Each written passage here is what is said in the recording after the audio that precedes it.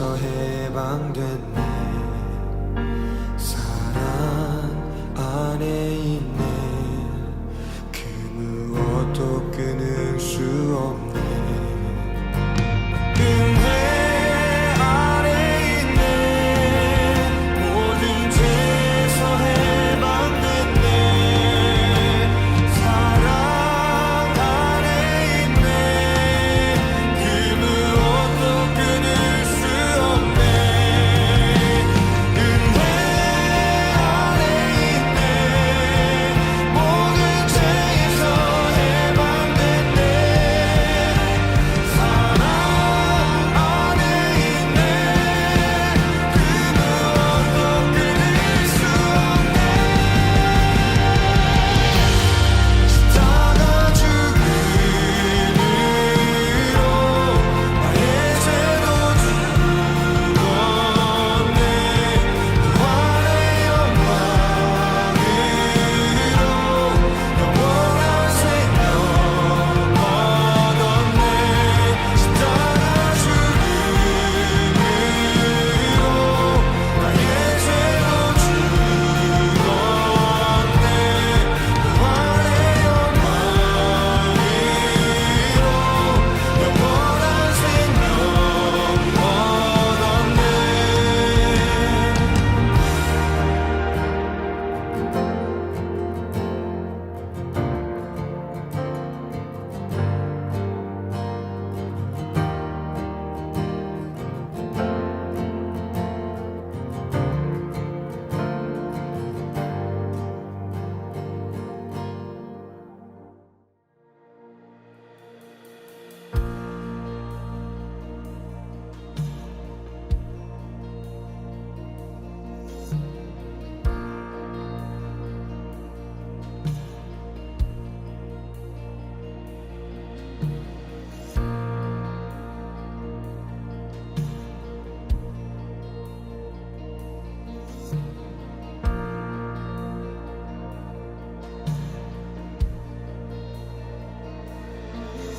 나의 사랑 너는 어여쁘고 참 귀하다. 어느 보석보다 귀하다. 내가 사랑스럽지 않을 때 너를 온전히 사랑하고 너와 함께하려 내가 왔노라.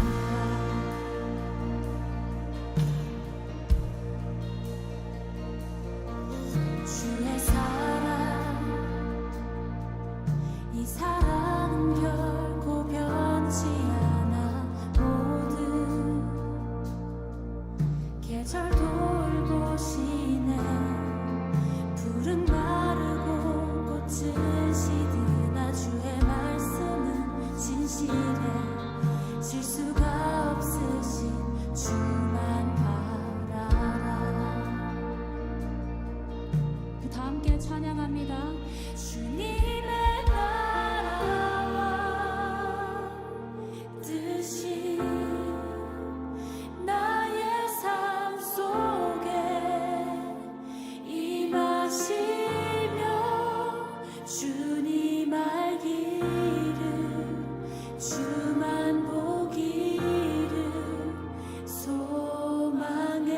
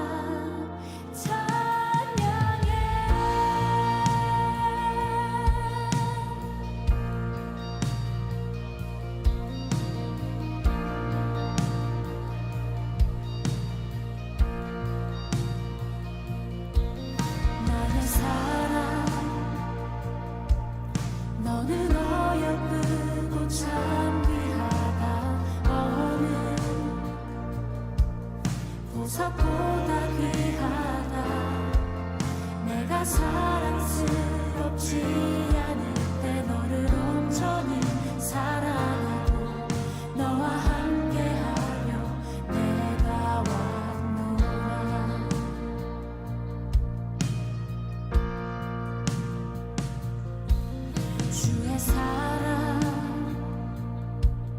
이 사랑은 결코 변치 않아 모든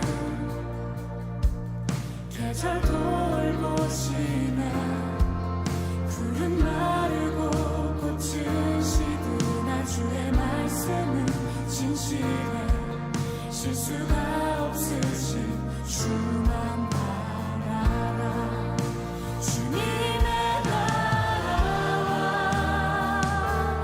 뜻이 나의 삶 속에 임하시며 주님 알기를 주만 보기를 소망해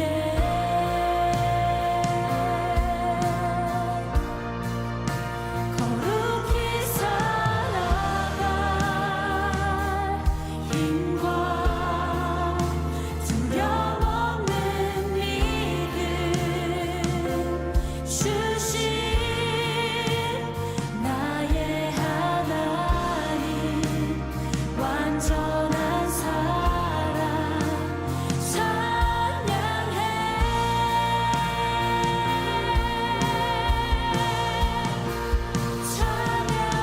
찬양하리 만군의 주 영원히 함께 하시네 존귀하신 사랑의 왕 영원히 통치하시네 찬양하리 만군의 주 영원히 함께 하시네 존귀하신 사랑의 왕 영원히 통치하시네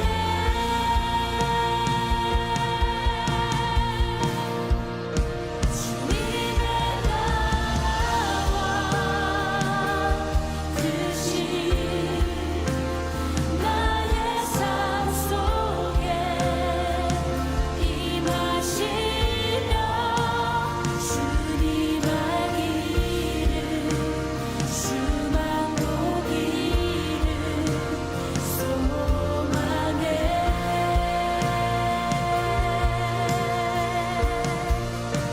거룩히 살아갈 힘과 두려움 없는 믿음 주신 나의 하나님 완전한 사랑 찬양해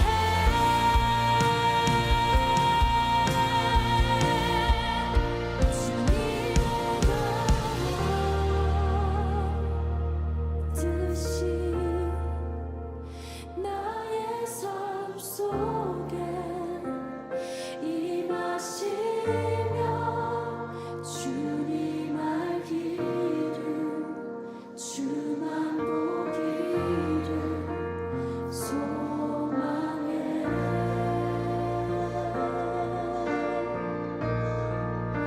거룩히 살아갈 힘과 두려움 없는 믿음 주신 나의 하나님 완전한 사랑 찬양해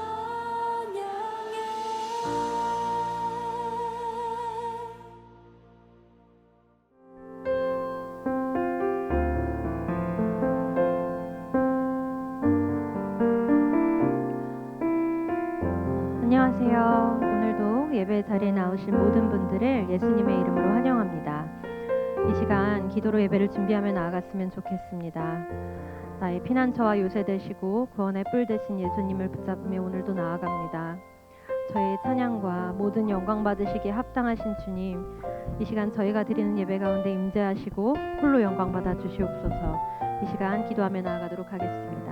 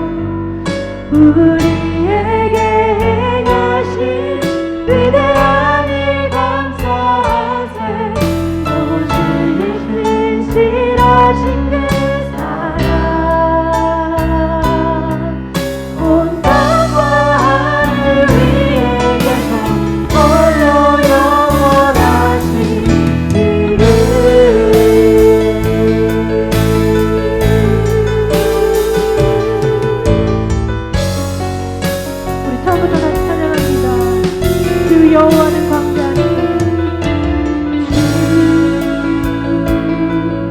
여호와는 왕래하시구나.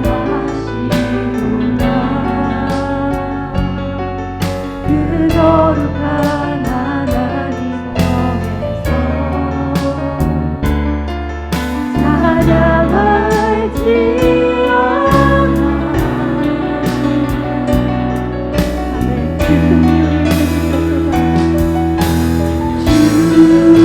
그 승리 우리에게 주셨구나.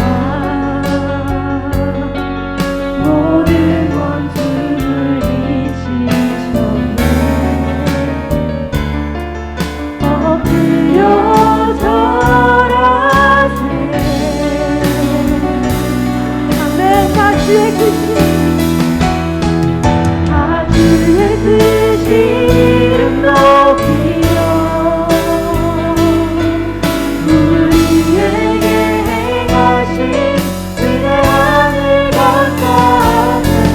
오 주의 신실하신 사랑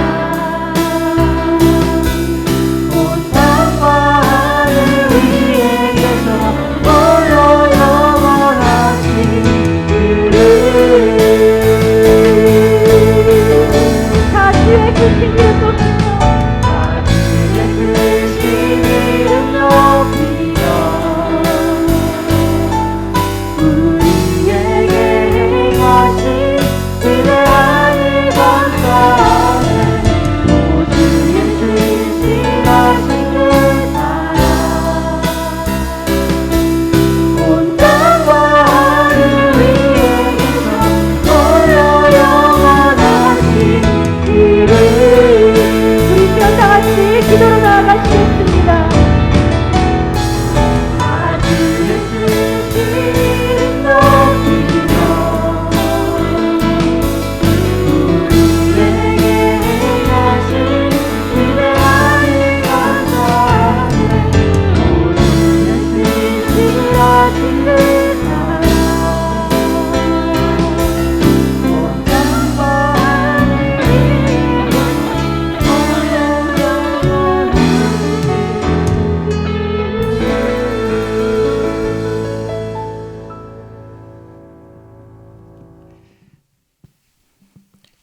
창조주이시며 알파와 오메가이시며 거룩하시고 자비로우신 하나님 아버지, 2021년 1월 네 번째 주의 날 오늘이 있기까지 믿음의 형제자매들 영과 혼과 육을 지켜주시고 화상으로 유튜브로나마 비대면 예배를 드릴 수 있도록 이 모든 형편과 조건을 허락하여 주심에 감사드립니다. 말세지 말 팬데믹 코비드-19으로 인하여 어려움 겪고 있는 현 상황을 잘 극복할 수 있도록 두려워하지 말고 개인 위생 관리를 잘 하여서 주님께서 뜻하고 원하시는 크고 놀라운 일들을 체험하고 승리하는 여호와 니시의 하나님 아버지를 크게 외치며 찬양할 수 있도록 우리들의 기도에 귀 기울여 주시고 응답하여 주시기를 원하옵나이다. 본질상 진로의 자녀들로서 영원히 죽을 수밖에 없는 저희들을 위하여 하나님의 사랑 예수 그리스도를 이 땅에 보내주시고 십자가 구속의 사역으로 돌아가시고 부활하시고 승천하신 주님께서 우리들을 위한 하늘 초소를 예비하시면 다시 오마 약속하여 주시고 성령 하나님을 보내주셨으니 감사합니다. 성령 시대를 살고 있는 저희들, 이런 역사적 사실을 통하여서 내일 미래를 준비하며 여호와 이레 하나님을 맞이할 수 있도록 등경의 기름을 준비한 지혜로운 다섯 처녀처럼 5달란트, 2달란트 받은 종들처럼 우리 각 개인에게 주신 사명 잘 소명 감당하여서 천국에 입성할 수 있도록 영광의 그날을 위하여 순례자의 길을 걷는 저희 성도들 될 수 있도록 인도하여 주시옵소서. 천국은 침노하는 자의 것이다라고 말씀하여 주셨사오니 옛 믿음의 선조들을 어떻게 신앙생활 하였는지, 또 이 시대를 이끌어가고 있는 지도자들, 주의 종들 비교하여 보면 하나님의 진로가 극에 달하였음을 봅니다. 우리는 하나님의 징계를 통하여 그 또한 이 고통이 하나님의 사랑임으로 받아들이며 저희들의 잘못을 자복하고 진정한 회개를 통한 하나님께서 용서하여 주시옵소서. 저희들 죄를 사하여 주시고 하나님의 사랑, 이웃 사랑을 위하여 헌신할 수 있도록, 실천할 수 있도록 회복시켜 주시옵기를 간절히 바라오고 원하옵나이다. 이를 위하여 우리들에게 주님 데살로니가전서에서는 항상 기뻐하라, 쉬지 말고 기도하라, 범사에 감사하라, 이는 그리스도 예수 안에서 너희에게 향하신 하나님의 뜻이니라 말씀하여 주셨사오니 하나님의 뜻을 깨달아 우리들은 믿음과 소망과 사랑을 실천할 수 있게 하여 주시옵소서. 오늘도 저희 불 단위에 세워주신 우리 이상준 목사님 천국복음 전하실 때에 전하는 자나 듣는 자나 은혜 충만, 성령 충만한 시간이 될 수 있도록 인도하여 주시옵소서. 주님 감사합니다. 저희 불재단에 속해 있는 각 기관과 부서, 목장들 잘 협력하여 선을 이룰 수 있도록 주님 뜻하는 목표를 향하여 달려갈 길을 다 갈 수 있도록 주님 도와주시옵소서. 각 심령마다, 가정마다, 직장마다, 사업체마다 기도 제목들 열람하여 주시고 응답하여 주시옵소서. 이 고통들을 이겨내고 끝내 승리하는 하나님 아버지의 도움을 간절히 바라오며 예배의 시종을 성삼위일체 하나님 주관하여 주시고 영광 홀로 받아주시옵소서. 이 모든 말씀 사랑의 주님 예수 그리스도의 이름 받들어서 간절하게 기도드렸사옵나이다. 아멘.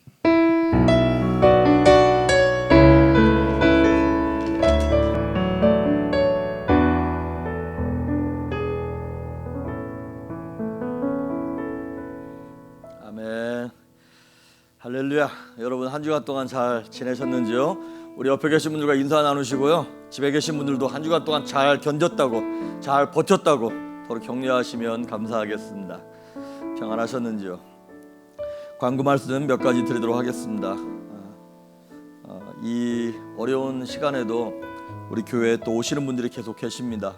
우리 김애경 성도님, 우리 캐니킴 성도님, 우리 차수경 집사님께서 인도하셨는데 새로 오시는 분들이 이렇게 계셔서 환영하고, 또 새로 오시는 분들은 이렇게 그 목장에 혹시 들어가셨으면 목자님이나 아니면 사가족 담당하고 계시는 최윤정 집사님께 말씀드리면 같이 환영하고 인사드리고 또 신방을 원하시면 그렇게 하도록 하겠습니다.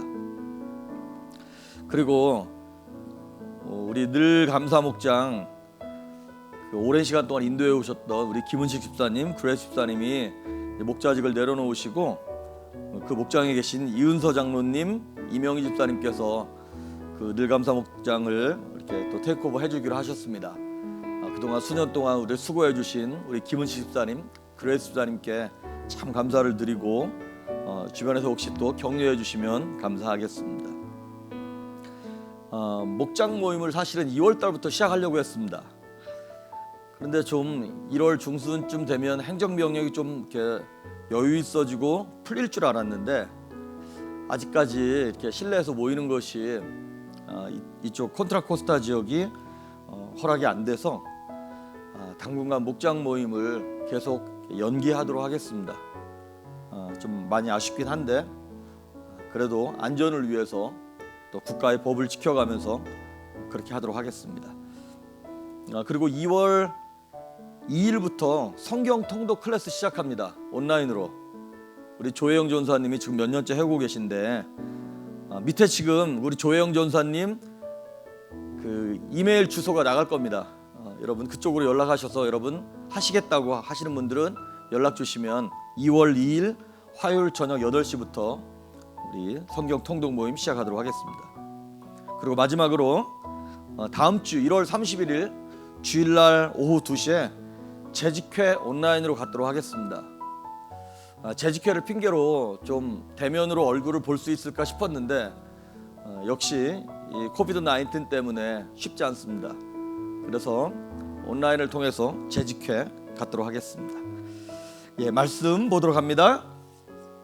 사무엘상 4장 1절에서 11절에 있는 말씀입니다. 사무엘상 4장 1절에서 11절에 있는 말씀까지 제가 한 절 읽고 여러분께서 한 절 읽으시고 교독하시겠습니다.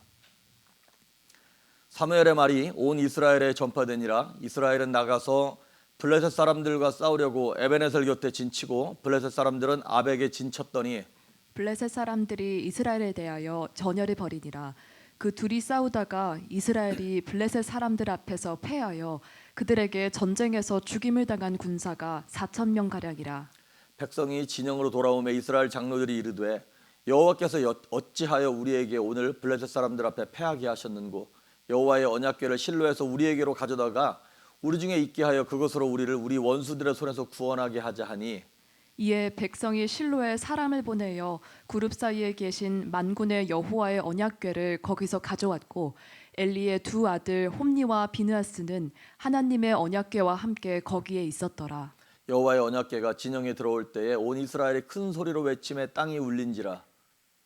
블레셋 사람이 그 외치는 소리를 듣고 이르되 히브리 진영에서 큰 소리로 외침은 어찌됨이냐 하다가 여호와의 궤가 진영에 들어온 줄을 깨달은지라. 블레셋 사람이 두려워하여 이르되 신이 진영에 이르렀더라 하고 또 이르되 우리에게 화로다. 전날에는 이런 일이 없었도다. 우리에게 화로다. 누가 우리를 이 능한 신들의 손에서 건지리요. 그들은 광야에서 여러 가지 재앙으로 애굽인을 친 신들이니라. 너희 블레셋 사람들아 강하게 되며 대장부가 되라. 너희가 히브리 사람의 종이 되기를 그들이 너희의 종이 되었던 것 같이 되지 말고 대장부 같이 되어 싸우라 하고 블레셋 사람들이 쳤더니 이스라엘이 패하여 각기 장막으로 도망하였고 살육이 심히 커서 이스라엘 보병에 엎드러진 자가 3만 명이었으며 다 같이 하나님의 궤는 빼앗겼고 엘리의 두 아들 홈니와 비느하스는 죽임을 당하였더라. 아멘. 기도하십니다. 좋으신 하나님 감사합니다. 한 주간 동안 지켜주신 은혜에 감격하며 감사하며 이 어려운 때에 어두운 터널 가운데 망망한 바다에 혼자 있는 것 같은 우리 인생들을 주님께서 빛이 되시고 등불이 되어 주셔서 인도하시며 하나님을 예배하며 살아남게 하시고 회복되게 하시고 은혜를 사모하게 하심을 감사합니다. 이 시간 신령과 진정으로 하나님을 예배할 뿐만 아니라 우리를 지키시고 보호하신 그 은혜 또 물질을 허락하신 것에 대해서 감사와 감격을 올려드리며 물질로 하나님을 예배합니다. 11조와 감사헌금, 주일헌금, 선교헌금, 구제헌금, 건축헌금 이 모든 제목을 달아 드린 것 가운데 하나님께서 기억하여 주셔서 좋은 것으로 많은 것으로 갚아주시되 물질이 우리를 다스리지 못하게 하시며 물질을 초월하여 하나님이 하나님 되는 그 역사가 우리 성도들 가정마다 일어날 수 있도록 은혜를 베풀어 주시옵소서. 저들에게 건강도 물권도 허락하시기를 소망합니다. 이 시간 말씀 가운데 기름 부으시며 성령께서 하시고자 하시는 말씀만 종의 입술에 담아주시길 간절히 소망하옵고 예수님의 이름으로 기도했습니다. 아멘. 오늘 사무엘상 강의 네 번째 시간 믿음인가 미신인가 라고 하는 제목으로 하나님의 말씀을 전하겠습니다. 인생이 이렇게 잠잠할만 하면 파도가 일어나듯 꼭 이렇게 문제가 터지더라고요. 근데 그 문제가 터지는 것이 예고 없이 터지는 경우가 참 많습니다. 마치 우리가 이렇게 지뢰밭을 걸어가는 것처럼 어디에 도대체 지뢰가 묻혀 있는지를 모르니까 늘 긴장되고 어려운 시간들을 살아가는 고난의 인생을 우리가 살아가고 있습니다. 지금 사사시대와 그 다음에 이제 왕정시대 들어가기 전에 이 사무엘상 이쪽 앞부분에 보면 이스라엘의 가장 큰 문제는 뭐였냐면 옆에 있던 이방민족 블레셋이었습니다. 이 블레셋 군대가 사사시대도 그렇고 왕정시대도 마찬가지고 잊을만 하면 쳐들어오고 잊을만 하면 쳐들어오고 다윗이 골리앗과 싸운 것도 역시 블레셋 민족이었죠. 이 블레셋은 마치 그 바이킹 같은 원래 해상 민족입니다.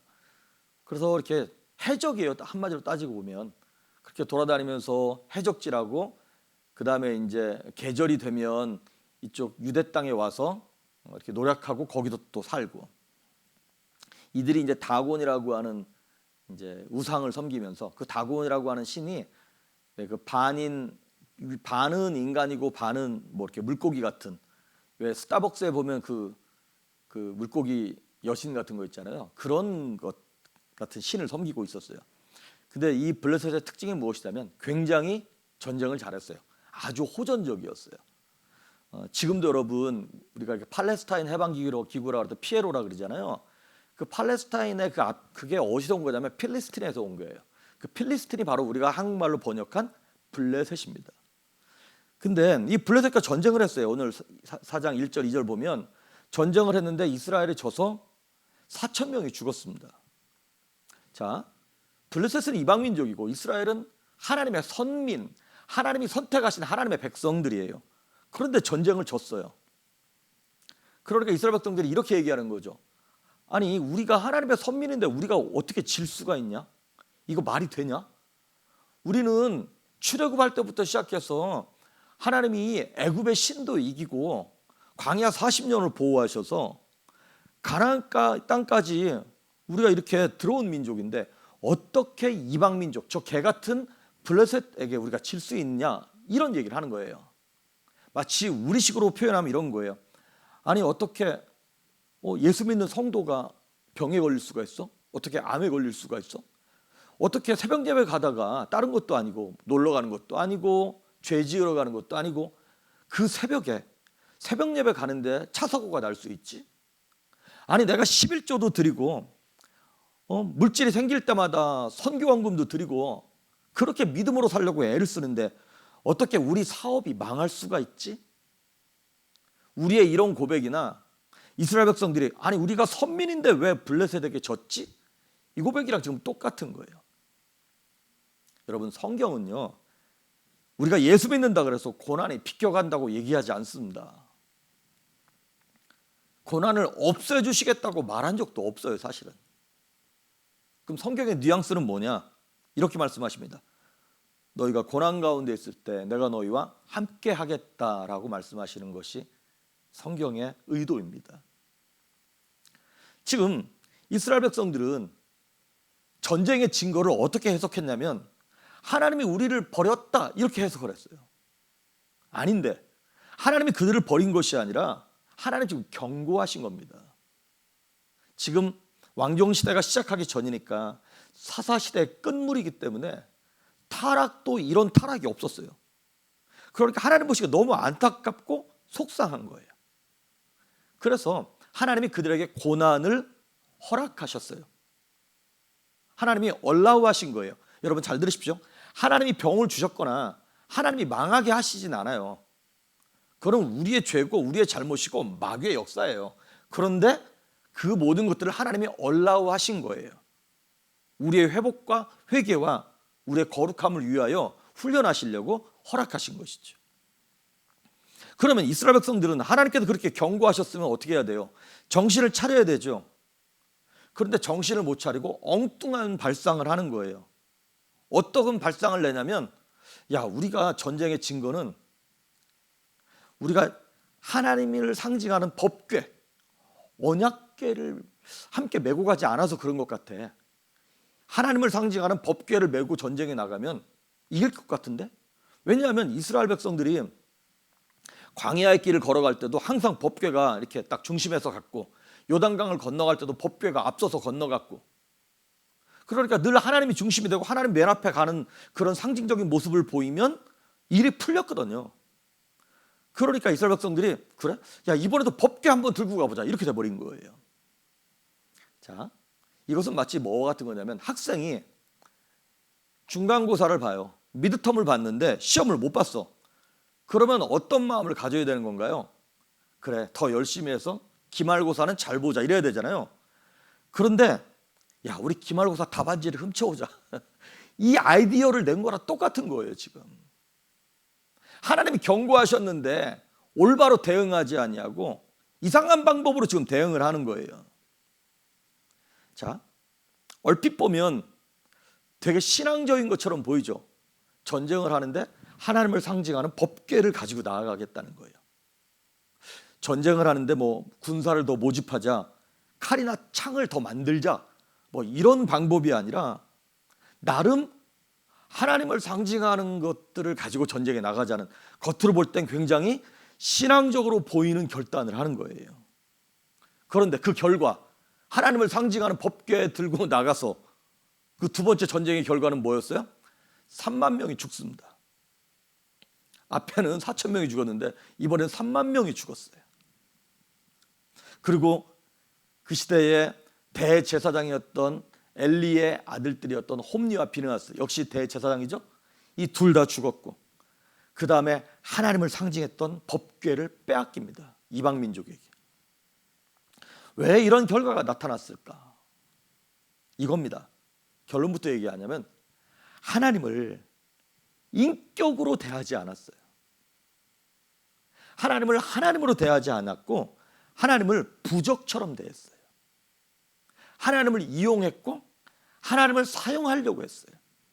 오늘 3절을 한번 보시면 이스라엘 백성들이 첫 번째 전쟁 지고 난 다음에 이렇게 얘기합니다. 한번 읽어볼까요? 시작.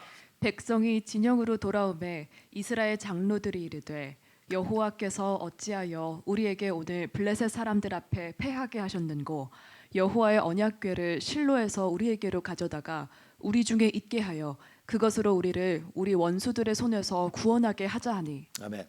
지금 이 백성의 장로들, 리더들이 첫 번째 전쟁에 진 이유에 대한 해석을 너무나 잘했어요. 뭐라고 해석했냐면 여호와께서 어찌하여 우리에게 오늘 패하게 하셨는고. 예, 블레셋 사람이 우리를 패하게 한 게 아니라 누가 패하게 하셨다는 거예요? 하나님이 패하게 하셨다는 거예요. 진단이 아주 정확했습니다. 그러면 그 진단에 대한 방법, 해결책도 정확해야 되잖아요. 근데 뭐라고 얘기하냐면 여호와의 언약궤를 가져다가, 자, 언약궤를 가져다가 그것으로 우리를 구원하게 하자, 이렇게 얘기했어요. 언약궤는, 법궤는 하나님을 상징한다 그랬습니다. 근데 그것 가져다가 그것으로 이기게 하자.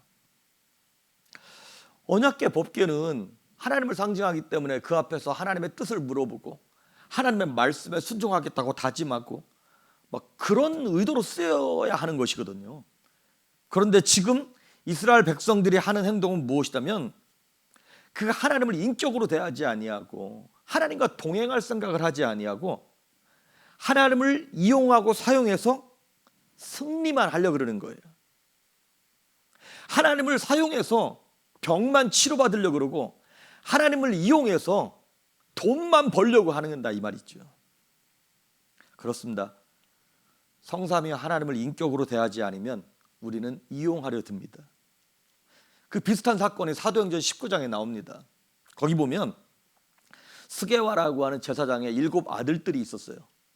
그런데 이 7 아들들이 예수님과 이제 그 제자들, 또 사도 바울, 이런 제자들의 모습을 보니까 막 귀신도 쫓아내고 기도하면 병도 낫고 막 기적들이 나타난단 말이죠.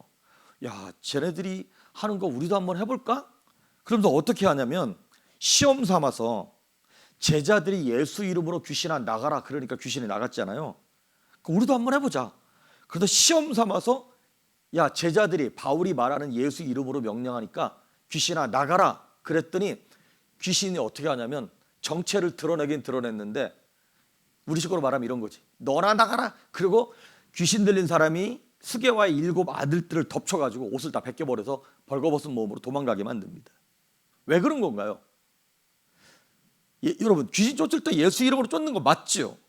기도할 때 예수 이름으로 기도하는 거 맞지요? 방법이 틀린 건 아닙니다. 수학 공식이 틀린 건 아니에요. 그런데 그 하나님을 믿지 않으면서 인격으로 대우하지 않으면서 사랑하지 않으면서 하나님을 이용해서 명예를 얻고 그냥 기적을 보겠다는 심리만 있었던 것이죠. 이거 한국에서 정말 있었던 일인데요. 어떤 기도원에서 여러분 차 뒤에 보면 그 물고기 스티커 있죠. 거기 뭐 지저스라고 써 있기도 하고 뭐 그냥 물고기 표시만 있고 그것이 예수 믿는 사람들을 나타내는 표시입니다. 근데 그거 그 당시에 스티커 하나에 6,000원인데 그걸 6만 원에 팔았어요. 10배를 넘겨서. 왜 이렇게 비싸냐 그랬더니 이 물고기 스티커는 그 기도원 원장님이 특별히 안수기도 한 거라서 영빨이 있는 스티커라는 거예요. 그래서 이거 붙이고 다니면 사고 안 난다는 거예요. 그걸 기독교 무당이라 그러는 거죠. 그건 목사가 아닌 거죠. 그건 신앙이 아닌 거죠. 그거는 믿음이 아니라 미신인 거죠. 하나님을 이용하는 것이죠.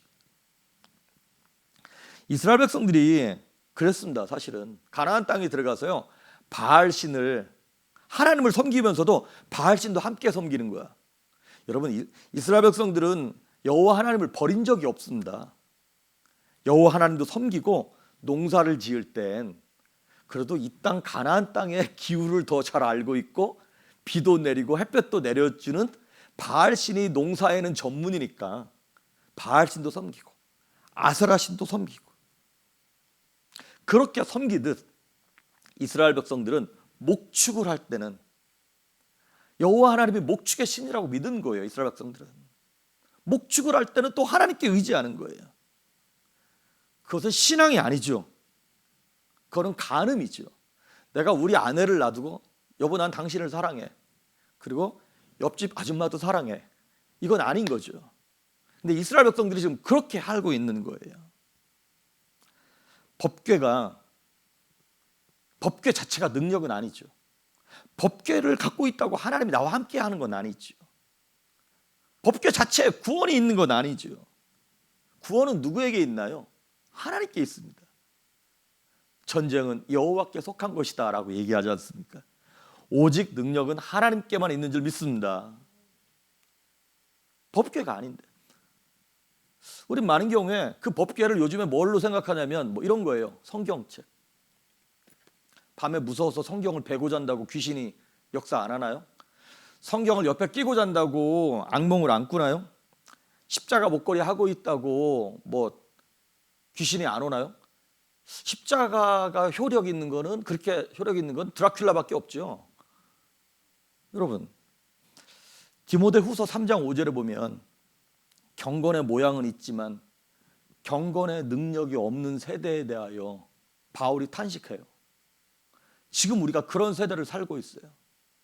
경건의 모양, 예수 믿는 표시가 다 찬양을 불러도 다 알아. 그리고 예배 순서에 너무 익숙하고 교회 분위기에 너무 익숙하고 목사님을 모실 때는 어떻게 하고 목장 모임을 할 때는 어떻게 하고 너무나 잘 알아. 경건의 모양은 있는데 경건의 능력을 상실한 그러한 영적인 암울한 시대를 우리가 지금 살아가고 있습니다. 그러면 어떻게 하는 것이 하나님을 인격적으로 모시는 삶을 살 것인가요? 여러분 참 신기하게도요. 하나님을 의지하고 사랑하는 거하고 하나님을 이용하는 거하고 되게 겉으로 비슷한 거 아시죠? 상당히 비슷합니다. 겉으로는 잘 몰라요. 다른 모든 이방 종교도 마찬가지고 우리가 갖고 있는 어떤 거짓되고 허황된 기독교 신앙도 마찬가지예요. 이 특징이 있는데 이방 신앙의 특징은 복을 얻기 위해서 자기가 섬기는 신을 이용한다는 데 있습니다. 그런데 자기가 섬기는 신을 이용하면서도 겉으로는 섬긴다고 믿고 있는 거예요. 내가 신을 이용하면서 섬긴다라고 그렇게 얘기하고 있는 것이죠. 내 욕심이 신앙이라고 하는 것에 딱 붙어서 그것이 투사되는 그것을 뭐라 그러냐면 미신이라 그러는 거예요. 여러분 그 무당을 찾아가는 사람들 한번 보십시오. 무당 찾아가서 막 이렇게 빌고 기도할 때 보면 제사 드릴 때 막 빌고 할 때 보면 우리 성도들이 주여 삼창하면서 기도하는 거랑 별 차이 없어요. 그 간절함을 볼 땐. 점을 치면서 무당을 찾아가서 바치는 그 복채 그 양 어마어마합니다. 우리가 하나님께 드리는 헌금이나 별 차이 없어요. 무당이 써준 그 부적 그거를 옷 안주머니나 아니면 베개 속이나 이불 안에다가, 아니면 남자들 같은 경우는 지갑 안쪽에다 그걸 부적 붙이고 다니거든요. 그걸 아주 그냥 소중하게 간직하는 거나, 우리가 뭐 성경을 되게 소중하게 간직하는 거나 겉으로 볼 때는 똑같다 이 말이죠. 차이는 뭡니까? 이거예요. 미신적인 신앙으로 신앙생활을 하는 그런 사람들은 그들의 섬기는 신, 우상에게 나아가서, 아니면 무당 앞에 갔을 때 그 사람의 삶이 바뀔 것을 그 이방신이, 무당이 요구하지 않습니다. 이런 거죠. 팔자가 드세고, 뭐 재수가 없고, 뭐 삶이 막 꼬여 있어. 그러면 그 요구하는 게 뭐냐면 이런 거예요. 구슬 얼마짜리를 해. 그리고 뭐 집 이사를 해. 부모님의 묘지를 잘못 썼네. 묘지를 옮겨. 그것도 안 되면 이름이 이게 뭐냐, 개떡같다. 이거 이름을 바꿔라. 이름을 돈 주고 바꿔. 자, 뭐를 바꾸나요? 전부 다 내게 있는 환경을 바꿔요. 우상을 섬기거나 무당이 알려주는 것들은 다 뭐냐면 외적인 환경을 바꾸는 것만 요구합니다. 여러분, 그리고 또 그 우상을 찾아가서 우상에게 열심히 섬기지만 그 우상을, 그 무당이 섬기는 귀신을 마음을 다해 사랑하는 그런 사람들 봤어요? 그 우상을 섬기거나 그 귀신을 섬기는 사람들은 사랑해서 섬기는 것이 아니라 두려워서 섬기는 겁니다. 그러니까 우리가 믿는 하나님과 질적으로 다른 것이죠. 우리 성도들은 내가 원하는 것을 위해서, 내 욕심을 위해서 내 하나님을 감동시켜가지고 하나님의 뜻을 바꾸려고 하는 사람들이 아닙니다. 우리는 하나님의 뜻에 순종하고자 하는 사람들이에요. 외부 환경을 바꾸는 것이 아니라 내 마음을 바꾸는 사람들인 거죠. 내 자세를 바꾸고 내 삶의 태도를 바꾸는 것, 그것을 바로 하나님이 요구하시는 것이죠. 그래서 요한복음 14장 21절에 예수님께서 우리에게 이렇게 요구하시는 거예요. 시작. 나의 계명을 지키는 자라야 나를 사랑하는 자니 나를 사랑하는 자는 내 아버지께 사랑을 받을 것이요 나도 그를 사랑하여 그에게 나를 나타내리라. 아멘. 내 계명을 가지고 지키는 자, 하나님의 말씀을 가지고, 그것이 부담스럽든 힘들든 어렵든 상관없이 그 말씀을 생명으로 알고 그 말씀을 붙잡고 지키는 자가 우리 예수님을, 우리 하나님을 사랑하는 자라는 것이죠. 하지만 우상을 섬기는 사람들은, 하나님을 이용하는 사람들은 하나님을 사랑해서 말씀을 지키는 것이 아니라 하나님이 두려워서, 그리고 내가 더 좋은 것을 얻어내기 위하여 내 환경을 바꾸려고 애를 쓰는 것이죠. 하나님은 인격의 하나님이십니다. 인격의 하나님은 우리를 너무나 사랑해서 우리를 위하여 죽으셨어요. 그런 것처럼 우리를 너무나 사랑했기 때문에, 여러분, 우리가 누군가를 질투한다는 얘기는 그 사람을 좋아하고 사랑한다는 얘기죠. 내가 저 사람을 좋아하지도 않고 사랑하지 않는데 저 여인이 뭐 장동건을 좋아하든 김수현을 좋아하든 그게 뭔 상관이에요. 근데 내가 저 여인을 사랑하는데 저 여인이 다른 남자를 마음에 두고 있어. 그럼 당연히 질투하죠. 그런 것처럼 하나님은 우리를 너무나 사랑하셔서 우리의 뭘 요구하시느냐면 우리의 중심을, 우리의 진심을 요구하시는 거예요. 그런데 우리의 중심과 진심이 바알에게 가 있고 아세라 목상에게 가 있고 다곤 신에게 가 있다면 그건 우리로 하여금 우리의 영이 간음하는 것이죠. 그래서 하나님은 하나님이 우리에게 깨끗하고 거룩한 사랑을 보여주셨던 것처럼 우리에게서도 그 거룩한 사랑, 깨끗한 사랑을 요구하십니다. 너희들은 나만 봐야 돼. 내 계명만 지켜야 돼. 나만 사랑해야 돼. 이거를 하나님 우리에게 요구하시는 거예요. 그랬을 때 하나님이 우리에게 너무나 순수하고 순전한 사랑을 보여주셨던 것처럼 우리에게도 역시 순전하고 순수한 사랑이 올라갔을 때 뭐가 형통해지는 거냐면 관계가 형통. 그 관계가 뻥 뚫린 걸 형통하다 그러는 거죠. 파이프가 막히지 않고, 파이프가 막힌 걸 뭐라 그러는 거예요? 불통이라 그러는 거죠. 근데 불통이 아니라 뻥 뚫렸어. 깨끗한 것, 거룩한 것. 거룩한 게 무슨 뜻이에요? 찌꺼기가 없다는 뜻이죠. 순금, 찌꺼기가 없는 걸 순금이라 그래요. 하나님 우리에게 요구하시는 것이 바로 순전한 사랑, 거룩한 사랑이에요. 찌꺼기가 없는. 그러다 하나님과 우리 사이의 관계가 뻥 뚫렸을 때 뭐가 나타나냐? 파워가 나타나는 거예요. 능력이 나타나는 거예요. 능력은 관계에서 오는 것입니다. 옆에 지나가는 청년이 저한테, 목사님 저한테 1,000불만 주십시오. 아무리 사랑해도 안 줍니다. 근데 제 아들이 말을 아무리 안 들어도 아빠 나 1,000불 필요해. 얘 줍니다. 뭐 때문에요? 관계 때문에. 관계가 능력입니다. 비록 살면서 행동이 부족하고 연약할 수는 있지만 여러분, 탕자 아버지하고 탕자의 관계를 한번 생각해 보십시오. 탕자가 얼마나 나쁜 짓을 했습니까? 아버지 얼른 돌아가시라는 거예요. 그리고 빨리 유산 나한테 내놓으라는 거예요. 그런데도 불구하고 겉으로 나타나는 행동 때문에 관계가 영향받지 않았어요. 왜? 아버지와 아들이기 때문에.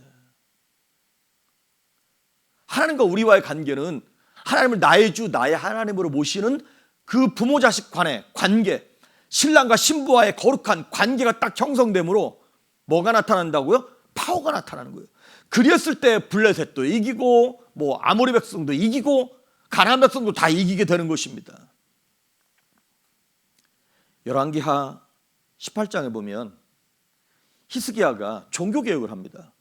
근데 거기에 무슨 사건이 일어나냐면 종교개혁을 할 때 이방신을 다 불태워버리고 우상들을 다 불태워버려요. 근데 거기 참 기가 막힌 우상이 하나 있었어요.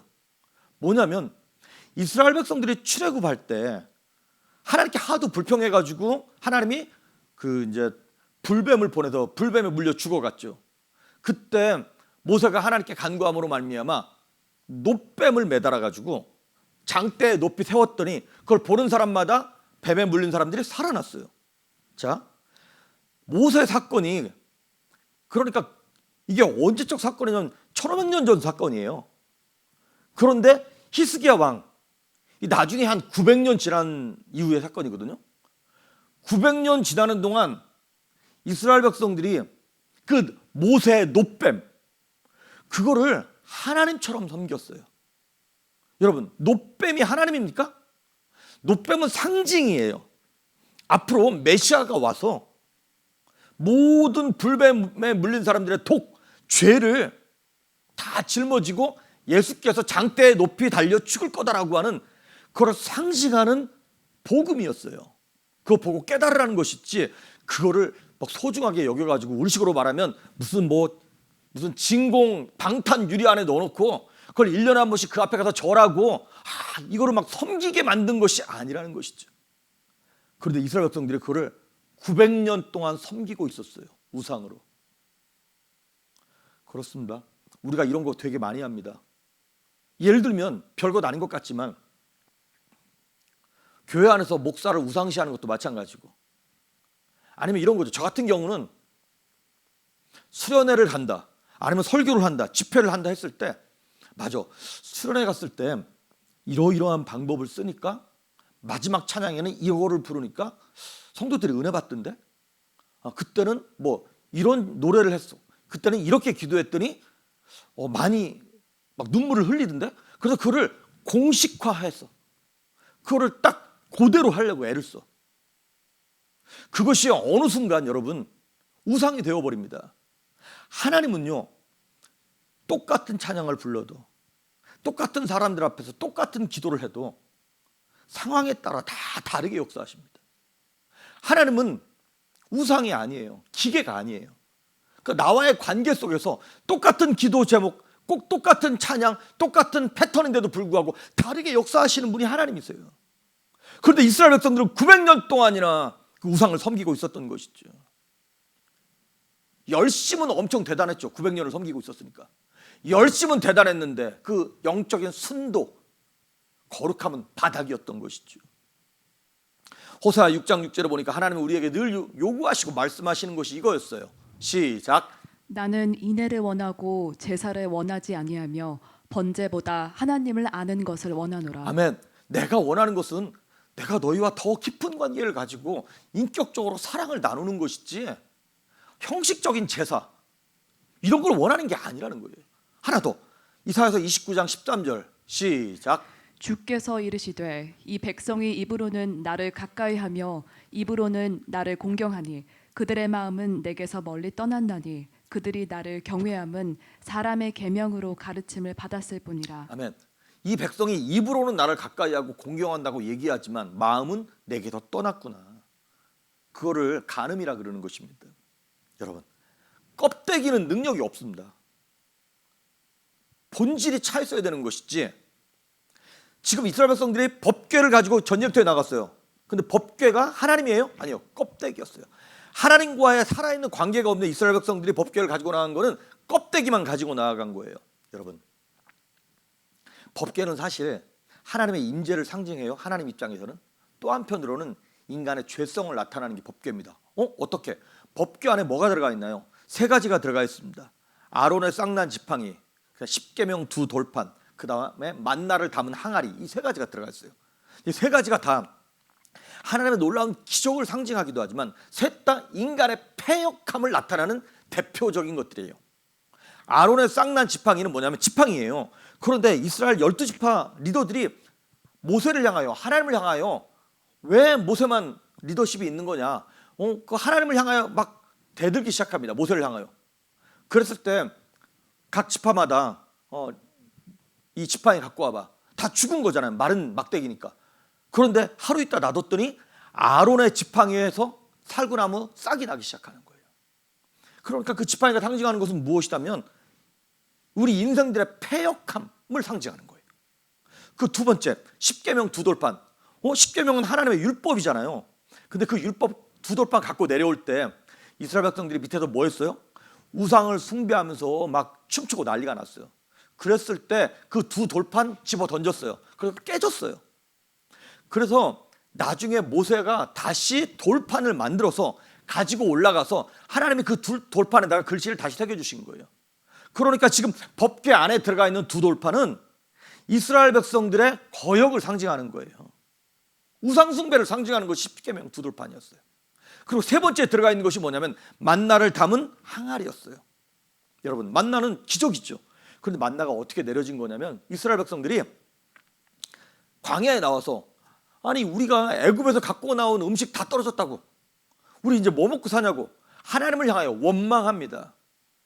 그러면서 하나님 먹을 거 없다고, 우리한테 먹을 걸 달라고. 그랬더니 이거죠. 하나님이 그래 내가 먹을 걸 주면 너희들 날 잘 따라오고 섬길 수 있니? 주기만 해주십시오. 그러면 우리가 입에 풀칠만 하고 뭐 돈 좀 있고 이런 것만 있으면 내가 하나님 잘 섬기겠습니다. 이 문제만 해결해 주시면 하나님 잘 섬기겠습니다. 그래서 하나님이 만나와 메추라기를 주셨어요. 그래서 이스라엘 백성들이 잘 섬겼나요? 아니요. 하나님을 계속 원망했어요. 40년 내내. 그래서 하나님 이렇게 말씀하셨어요. 사람이 떡으로 사는 게 아니다. 하나님의 입에서 나오는 말씀으로 사는 것이지, 내가 너희들한테 돈을 줬다고, 너희들한테 원하는 것을 줬다고 너희들이 날 잘 섬기는 게 아니야. 그러니까 법궤 안에 들어가 있는 세 가지 모두 다 우리 인간의 패역함과 죄악을 상징하는 거예요. 그러니까 법궤를 가지고 나갔다 그래서, 껍데기를 가지고 나갔다 그래서 그것으로 뭐가 바뀔 거다, 될 거다, 이렇게 생각하지 말라는 것입니다. 우리 인생들이 참 연약하고 부족해서 자꾸 겉모양만 꾸미려 그러는 것이죠. 겉을 바꾸고 환경을 바꾸고 자꾸 시스템을 바꾸려 그래요. 하지만 믿음이라고 하는 것은 겉으로 보여지는 건 정답이 아니에요. 겉으로 보여지는 게 정답이 아니라 문제를 풀어가는 풀이 과정이 중요한 것이죠. 내가 성숙해지고 내가 변화되어야 하는데 성숙한 표시만 내고 변화된 모양 흉내만 내는 것입니다. 그래서 여러분, 우리가 오늘 읽진 않았습니다만은 이 껍데기 법궤만 들고 나가서 나타난 결과, 사무엘상 4장 17절 18절 한번 읽어볼까요? 17절 18절 시작. 소식을 전하는 자가 대답하여 이르되 이스라엘이 블레셋 사람들 앞에서 도망하였고 백성 중에는 큰 살육이 있었고 당신의 두 아들 홈니와 비느하스도 죽임을 당하였고 하나님의 궤는 빼앗겼나이다. 하나님의 궤를 말할 때에 엘리가 자기 의자에서 뒤로 넘어져 문 곁에서 목이 부러져 죽었으니 나이가 많고 비대한 까닭이라. 그가 이스라엘의 사사가 된 지 40년이었더라. 아멘. 여기 보면 그 껍데기인 법궤 들고 나가서 나타난 첫 번째 결과가 뭐였냐면 법궤 빼앗겼어요. 그리고 엘리 제사장의 두 아들도 전쟁터에서 죽었어요. 그리고 그 두 아들이 죽었다는 얘기를 듣고 엘리가 의자에서 일어나다가 뒤로 넘어져서 목이 부러져 죽었어요. 껍데기만 갖고 나아가면 이런 결과를 나타납니다. 그런데 문제는 이거 다음에 더 심각한 문제가 나타납니다. 사무엘상 4장 19절에서 22절까지 시작.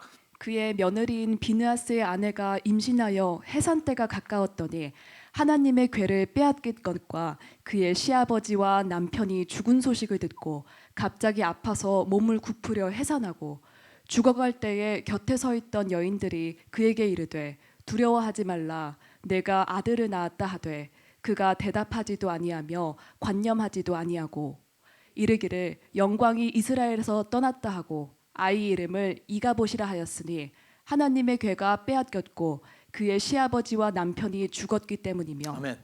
여기 보면 이 홈리와 비느하스가 죽었다 그랬죠. 근데 그 비느하스의 아내가 임신한 상태였어요.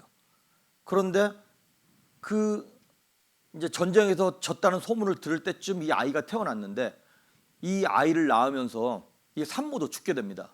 근데 그 아이 이름을 뭐라고 이름하고 죽냐면 이가봇 그랬어요. 이가봇이 무슨 뜻이냐면 하나님의 영광이 떠나갔다. 이게 그 이름의 뜻이에요. 자, 전쟁터에서 사람이 죽고 하는 거 안타까운 일이긴 하지만 뭐 어차피 인생은 죽는 거니까. 근데 문제는 뭐냐면 그 나라에, 그 민족에, 그 가정에, 그 교회에 하나님의 영광이 떠나버리는 거예요.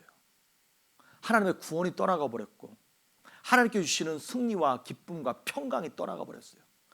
돈이 아무리 많고 건강하면 뭐합니까?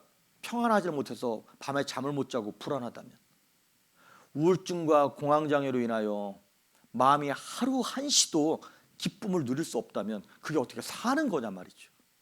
하나님의 영광이 이스라엘을 떠나버렸어요. 마태복음 19장에 보면 어떤 부자 청년인 예수님께 나와서 이렇게 얘기합니다. 선생님, 어떻게 하면 구원을 얻을 수 있습니까? 그때 예수님께서 이런 말씀, 네가 이런 율법들을 지켜라. 예, 그거 다 지켰는데요. 그래? 그러면 네가 가지고 있는 재산을 다 팔아가지고 너를 따라와. 그리고 그 재물을 다른 연약한 가난한 사람들을 도와주고 넌 나를 따라와. 자, 이 부자 청년이요 예수님을 향하여 정답을 얘기하려고 그랬어요. 어떻게 하면 율법을 지키고 어떻게 하면 천국을 얻고 어떻게 하면 구원을 갑니까? 그래서 이거 지켜라. 예, 다 했습니다. 내가 1번 정답 이거, 2번 정답 이거 다 했습니다. 근데 아까 말씀드렸던 것처럼 정답이 중요한 것이 아니라 정답을 풀어가는 풀이 과정이 더 중요한 것이죠. 우리 주님을 향하여, 예수님을 향하여 주님이라고 부르는 것이 중요하지만 마음이 없이 예수님을 주라고 얘기하는 것은 구원을 얻지 못하는 거예요. 그래서 예수님께서 마태복음 7장 21절에 이렇게 얘기하고 있는 것이죠. 시작. 나더러 주여 주여 하는 자마다 다 천국에 들어갈 것이 아니요 다만 하늘에 계신 내 아버지의 뜻대로 행하는 자라야 들어가리라. 아멘. 예수님을 보고 주여 주여 이게 정답이죠.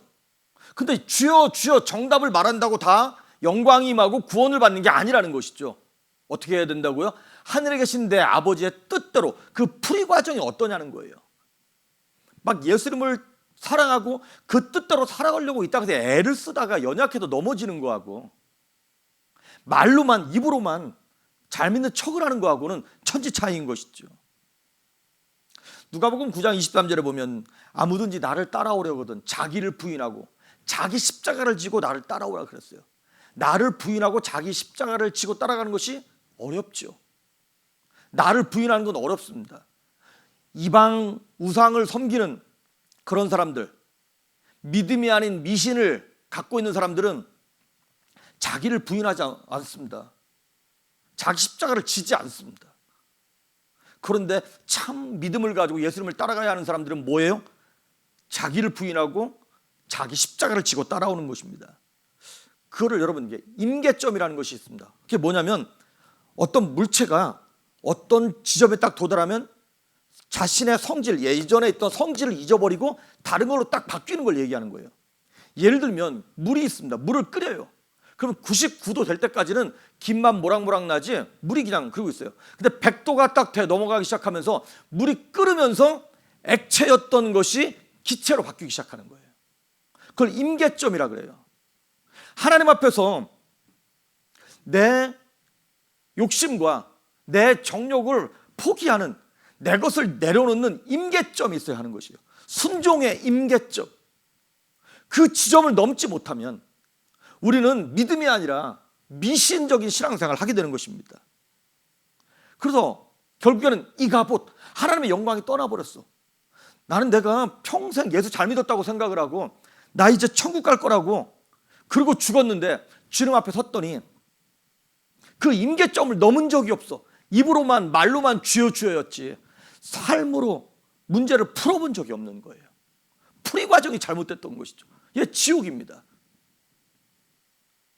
그 이가봇이라고 하는 히브리 말과 반대되는 말이 뭐냐면 쉐키나라고 하는 히브리 단어 있어요.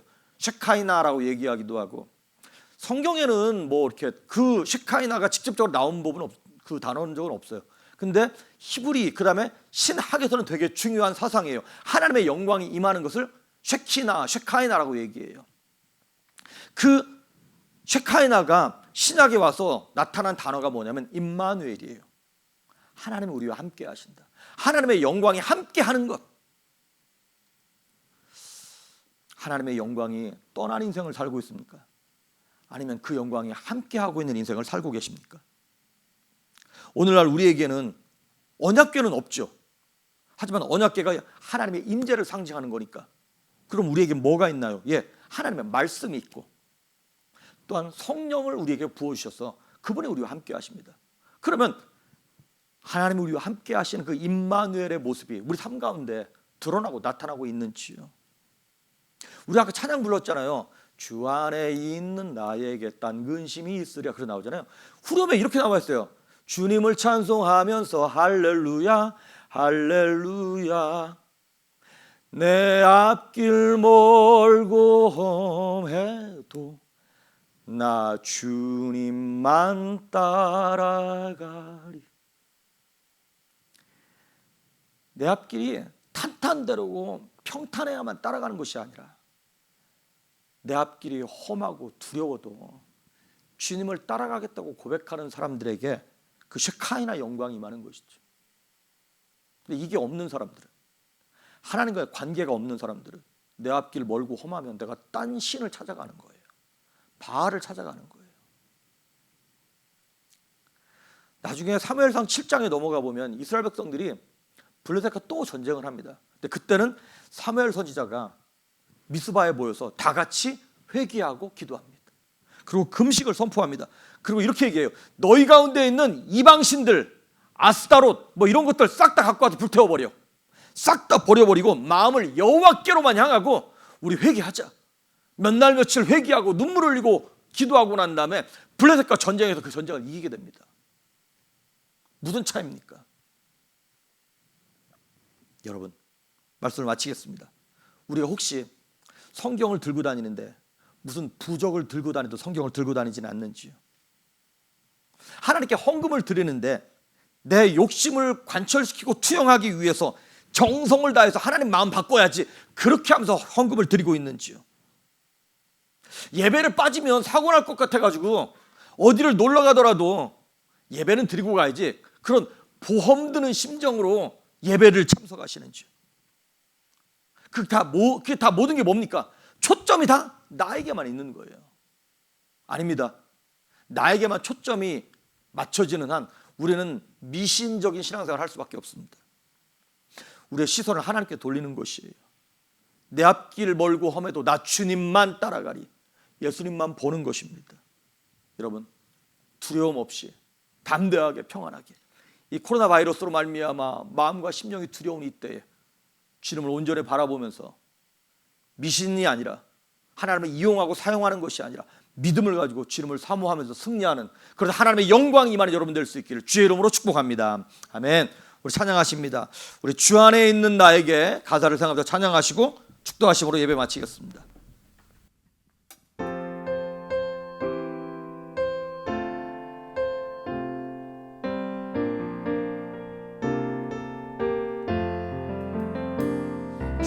안에 있는 나에게 딴 근심이 있으랴 십자가 밑에 나가 내 짐을 풀어 다시 한번 합니다. 주 안에 있는 나에게 딴 근심이 있으랴 십자가 밑에 나가 내 짐을 풀었네. 주님을 찬송하면서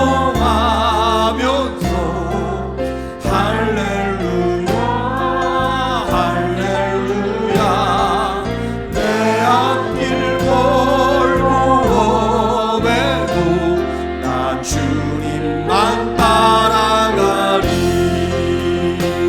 그 두려움이 변하여 내 기도 되었고 전날의 한숨 변하여 내 노래 되었네. 주님을 찬송하면서 할렐루야 할렐루야 내 앞길 멀고 험해도 난 주님만 따라가리. 내 주는 자비하시고 내 주는 자비하셔서 늘 함께 계시고 내 부담을 아시고 늘 채워주시네. 아멘. 주님을 찬송하면서 할렐루야 할렐루야 내 앞길 멀고 험해도 난 주님만 따라가리. 내 주와 맺은 언약이 영불변하시니 그 날아가기까지는 늘 보호하시네. 주님을 찬송하면서 할렐루야 할렐루야 내 앞길 멀고 험해도 난 주님만 잠시만 다 통성으로 기도합니다. 주님을 찬송하면서 할렐루야 할렐루야 내 앞길 멀고 험해도 나 주님만 따라가리. 주님을 찬송하면서 할렐루야 할렐루야 내 앞길 멀고 험해도 난 주님만 따라가리. 거룩하신 하나님 아버지 감사합니다. 그 두려움이 변하여 기도되게 하셨고 우리의 한숨이 변하여 노래되게 하시는 주님을 끝까지 믿고 순종하며 따라갈 수 있도록 오늘도 말씀해 주셨음을 감사합니다. 내 앞길 멀고 험할지라도 주님 손 붙잡고 끝까지 주님만 사모하며 살아가며 따라갈 수 있는 성도들이 될 수 있도록 하나님 믿음을 더하여 주시옵소서. 주님을 이용하여 주님을 사용하여 내 욕심을 이루고 끝나는 인생 되지 아니하게 하시고 주님을 내 마음에 주로 모시며 나의 아버지로 온전히 모셔드림으로 주님과의 관계가 회복되고 살아나 이 땅을 누리며 호령하며 담대하게 승리할 수 있도록 긍휼과 은혜와 은총을 베풀어 주시옵소서. 거친 파도가 날 향해 오듯 망망한 바다 한가운데 서 있는 것 같은 성도들이 있습니다. 육체의 질병으로, 심령의 두려움과 근심으로, 그래서 우울함과 공황장애와 정신적인 문제로 인하여 두려워하는 죄의 자녀들이 있습니다. 또한 물질적인 어려움으로 인하여서 어떻게 살아야 할지, 앞날을 어떻게 헤쳐나가야 할지 두려워하는 영혼들도 있습니다. 주님 불쌍히 여겨 주시옵소서. 긍휼을 베풀어 주시옵소서. 주님의 따뜻한 손길로 주의 자녀들을 품으시며 어미 닭이 병아리를 품듯 우리를 안전하게 하시고 평안하게 하시며 능력과 기쁨이 있을 수 있도록 우리를 회복하여 주시옵소서. 이 시간 또한 우리를 괴롭히는 악한 영들, 저주받은 영들을 향하여 내가 나사렛 예수의 이름으로 명령하노니 우리에게 질병을 가져다 주며 두렵게 만들며 우리의 인생을 꼬이게 만들며 우리로 하여금 좌절하고 낙심하게 만드는 악한 영들, 저주받은 영들은 나사렛 예수의 이름으로 명령하노니 우리 인생 속에서 떠나갈지어다. 우리 삶 가운데서 물러갈지어다. 우리 자녀들 속에서, 우리 관계 속에서 더러운 귀신들은 나사렛 예수의 이름으로 떠나갈지어다. 묶음을 놓고 다 떠나갈지어다.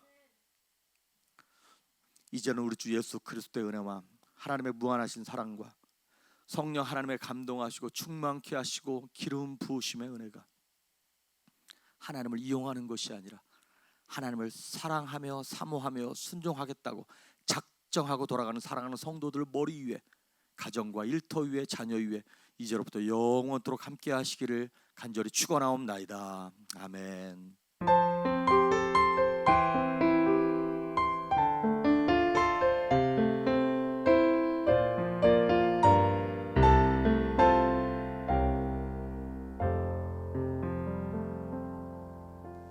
아멘. 한 주간도 승리하시길 바랍니다. 주 안에 있는 나에게 딴 근심이 있으랴. 십자가 밑에 나아가 내 짐을 풀었네. 그 두려움이 변하여 내 기도 되었고 전날의 한숨 변하여 내 노래 되었네. 주님을 찬송하면서 할렐루야 할렐루야. 내 앞길 멀고 험해도 나 주님만 따라가리. 주 안에 있는 나에게 딴 근심이 있으랴. 십자가 밑에 나아가 내 짐을 풀었네. 그 두려움이 변하여 내 기도 되었고 전날